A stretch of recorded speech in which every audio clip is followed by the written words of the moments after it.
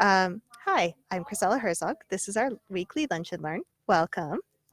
We do this Lunch and Learn every week to talk about some of the tips and tricks in digital marketing to help you overcome your overwhelm in marketing and make it so that it's easier for you to, market your business and run your business at the same time. So I was saying at the beginning of this that one of the things that we're going to be doing with this podcast or with this weekly Lunch and Learn series is I'm going to start streaming it to my podcast directly. So you can see I've got the microphone set up here, and apparently I just have to figure out, how to use this microphone and actually turn on the audio. Gotta love that. But we are going to be changing the name of this weekly Lunch and Learn series a little bit, just kind of adjusting that and updating the name. Content isn't going to change. We're still going to be showing up here weekly on Tuesdays, but the name of this and what we're going to be calling it might be changing just a little bit. So just an update for the future. All right, so what we were talking about this week, we're talking about brands. So I was just at the Silicon Slopes Summit last week talking, and one of the things that they had at the summit was a whole track about branding. And there were some good comments there, some good information, and I wrote a few notes to kind of bring back to talk a little bit more about what branding is, because I think there's a lot of misconceptions among small business owners about what branding is, why branding is important, and what you can actually do when you have a clear vision for your brand. So I wanted to bring back a few notes from Silicon Slopes as well as just, kind of some notes from my own experience here. So, all right. So first of all, what is a brand? A lot of people think that a brand is just a logo and your business name. And that's it. And I think a brand is much more expansive than that. A brand is the whole personality of your business. A brand is the way your business communicates with people. A brand is the way that your core audience connects with each other. And so there's a lot more to a brand than just that logo, just that name. And I see too many small business owners who really don't think very carefully about that, what that brand is, beyond, of course, the logo and the name. So when you start off with your marketing, um, we start off your marketing, you start your business, as you as the business owner are probably doing most of that marketing yourself. So the business personality becomes very much the business owner's personality. And that's okay. I mean, it's your business. That's why you started it, was to be able to communicate in a way that's authentic to you. But the problem comes when you are trying to hand off that marketing to somebody else. And all of a sudden oh, hey, Rylan, welcome. The problem comes when you're trying to hand off that marketing to somebody else. If you don't have a clear vision for your brand, you don't have a clear understanding for what's going on, what your brand is beyond just, that logo and that name, you can hand off your marketing to somebody else and they're going to attach what they think your brand should be communicating, what they think your brand personality is to all of your posts and all of your marketing. And you as the business owner might look at that and be like, that's not what I want. That's not what I wanted. And so you're unhappy with how the marketing ends up developing. Or you end up with something that becomes very boring for a brand, very anodyne, and really has no personality behind it at all. And that's when you start seeing trouble with your marketing not converting into anything. So you have to kind of think about, all right, what's the personality of your brand? And when I talk about the personality of your brand, it's not just about how you communicate. That is one element of it. How you communicate with your brand is really important. So is your brand more, say, sassy? Is it more like straight up like informative and nerdy? I would definitely say that my brand for Humble and Hustle Studios more the straight up informative sort of thing, and that's because that's my personality. But when I start bringing in other people to market, that's one thing that I need to communicate is that, I want the post to be informative, but, not like super serious and stale sort of thing. So That's one part of your brand personality. The other part of your brand personality is how do you want people to feel when they come in contact with your brand? How do you want people to feel when they use your product? That's really a really important part to consider for your brand personality. And so, one of the things they talked about at Silicon Slopes is three elements of a good brand. So, the first is starting with a good product. If you don't have a good product, it doesn't matter how good your branding is, it's not going to save your business. So you always have to start with a good product. Um, if you have a bad product and a good branding, the branding is not going to be good anymore because it's going to come across as inauthentic. If you have a good product but bad branding, people aren't going to really ever find how good of a product you have because they just don't connect with it. And that leads me into point number two, is that you want your brand to make an emotional connection.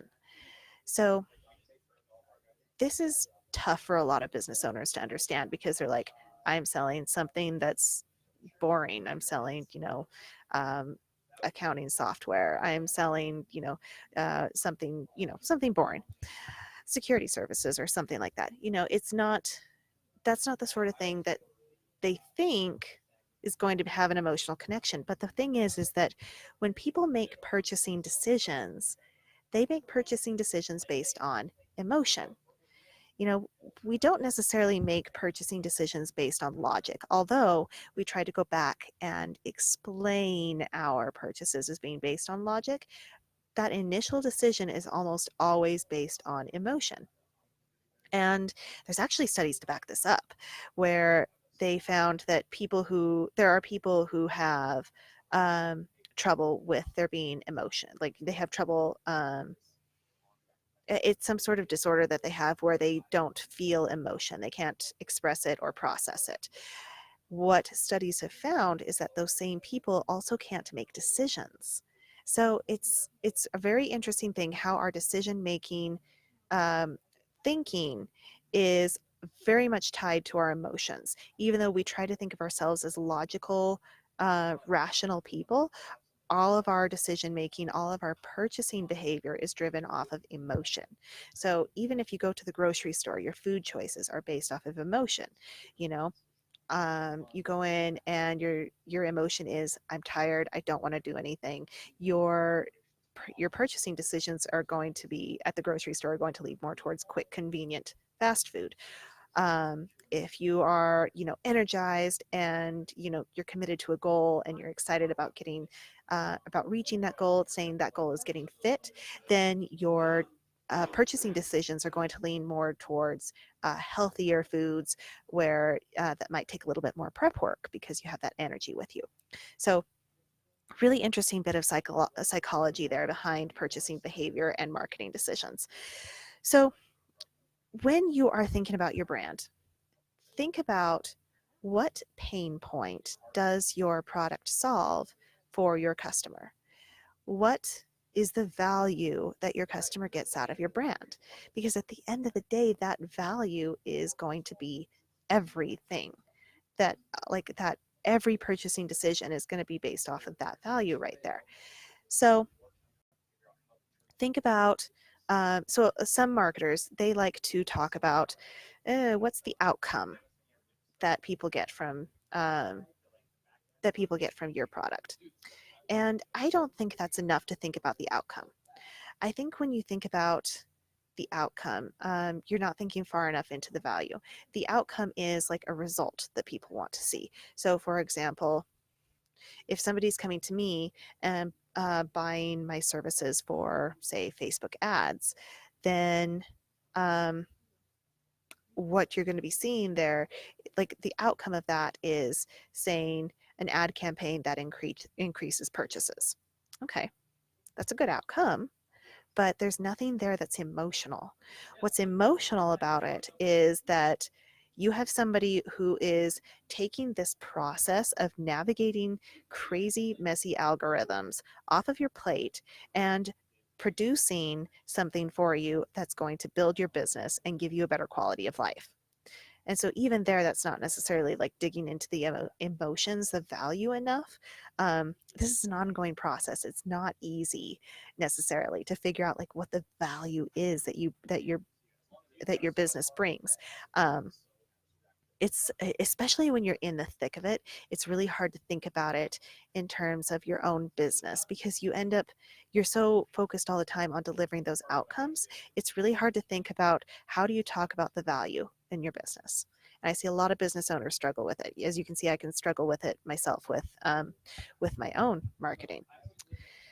So think about that. Think about what the value is. What is the emotional connection that people make with your brand? And that emotional connection is going to be that you are solving a pain point for them and that they're seeing an emotional value in that solution that you're providing. And this doesn't necessarily apply just to business to consumer companies either. So yes, you definitely need to think about like what the pain point is when you're marketing a product directly to consumers. But this is also the same for B2B, business to business companies as well. Because think about it, the people, even when you are selling B2B, you're still selling to people. So you need to think about that emotion there as well. What is the value to the person in that company that you're talking to for your products? So is it that it's going to save them time so that they can, maybe they can work a few hours less per week?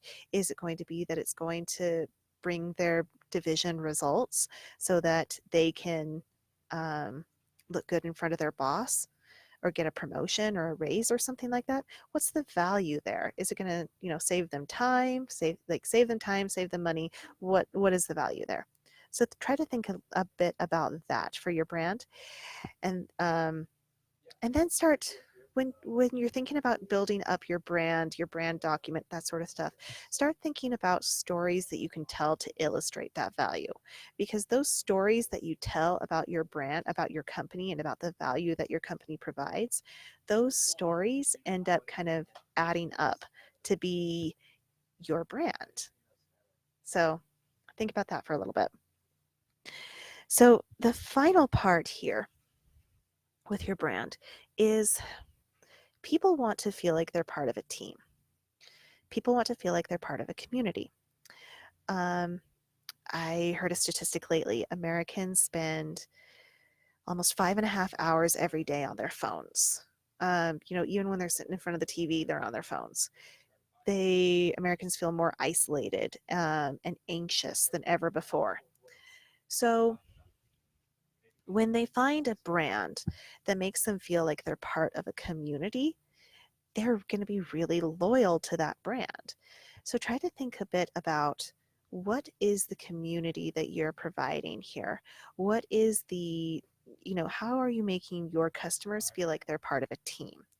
Is it that, for example, this is one of the reasons why I do the live videos every week is, I'm not only trying to provide value to you, but I'm also trying to create a community here where, if you feel stuck with your marketing questions, you have a place where you can go ask a question. And we have a community where, either I can get back to you with an answer or maybe somebody in the comments has an answer. So uh, try to think about how your company and how your brand can build up a community, can build up this feeling like we're all on the same team. So a couple of examples of this that I wrote down as I was outlining this for today. Um, there's a there's a company called Supreme, which I hadn't even heard of like before. And then I watched this segment that Hassan Minaj did on his show on Netflix about Supreme. And what they'll do is they'll take their logo and put it on whatever. They put it on baseball bats, they put it on shirts, they put it on hats, they put it on bricks, and it all sells out immediately. And it sells for exorbitant prices. It's kind of ridiculous. Um, I don't understand it at all, but that's the thing is I'm not part of that community. I'm not part of that team. But people who are, they will buy that stuff, and they're very loyal to that brand, so they'll buy anything that that brand puts out, because by having a bit of that brand, whether it's the shirt or the hat or the baseball bat or the brick, you know, because they have that, they can show, I'm part of this community, I'm part of this in crowd. So another example of this, I think, is Soul Cycle, where, you know, there are some people who are like really, really dedicated to Soul Cycle, like really dedicated to Soul Cycle. And, you know, they go back constantly to it. They're always raving about it. And that's how they were able to build up, you know, a ridiculously large valuation in a very short amount of time. It's because they had a customer base that was extremely loyal to them. And the reason for that is that Soul Cycle was providing a space where people could go and feel like they were achieving something as part of a community. They're not isolated. They're in a physical space working out, but instead of, you know, working out alone, it feels like they're achieving something with the group of people that they're surrounded by. So try to think about, how can your brand create a community? Who do you want in that community? Who do you want on your team? All those sorts of things. The last thing I wanted to talk about today is, you know, is it worth hiring an outside consultant to help you with your branding? Now, obviously, I'm biased because this is one of the services I provide to people, but I do think that it's important for a small business owner to think about it at some point along in their business journey, to look at their branding, because when you as the business owner are the brand, it's a really difficult transition to move away from that into something where the business can stand on its own. You know, where you as the business owner can step away and take a break and the business can continue running. And part of that is that you need a brand that can continue communicating your message, your values, without without it necessarily being you there.